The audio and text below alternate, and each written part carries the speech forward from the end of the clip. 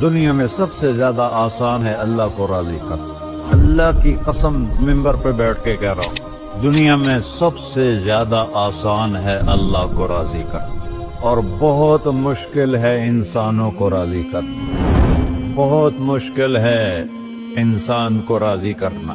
ایک حدیث سنو، میرا اللہ کہتا ہے یا ابن آدم لو بلغت ذنوبک عنان السماء، میرا بندہ تو اتنے گناہ کر کہ یہ یہاں سے اپنے گناہوں کو اٹھا اور پوری زمین بھر لے، پھر سمندر بھی بھر لے، پھر پہاڑوں کو بھی ڈھک لے، پھر سورج چاند ستاروں کو بھی اپنے گناہوں سے ڈھک لے، اور پھر اپنے گناہوں کو آسمان تک پہنچا دے۔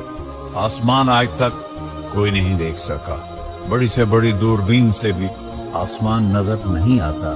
یہ نیلا رنگ آسمان نہیں ہے، یہ سورج کی روشنی کا رنگ ہے۔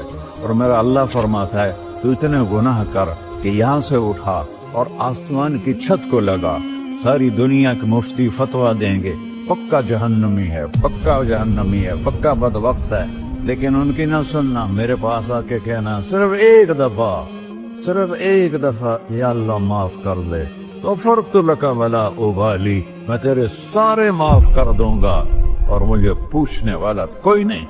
لا یسأل عما یفعل وهم یسألون، تمہیں پوچھوں گا، مجھ سے کوئی نہیں پوچھ سکتا، اور مجھے معاف کرنے میں کوئی مسئلہ نہیں ہے۔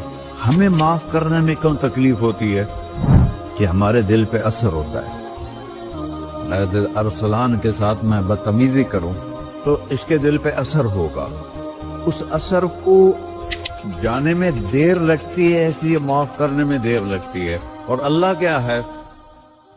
لن تبلغوا ضري فتضروني ولن تبلغوا نفعي فتنفعوني، نہ تمہاری گناہوں سے مجھے نقصان ہوتا ہے اور نہ تمہاری نیکی سے مجھے نفع ہوتا ہے، نہ تمہارے گناہوں سے میں متاثر ہوتا ہوں، نہ تمہاری نیکی سے میں بڑا بن جاتا ہوں، نہ تمہارے گناہوں سے میں چھوٹا بن جاتا ہوں، لہذا میں ہر وقت دروازے کھول کے بیٹھا ہوا ہوں۔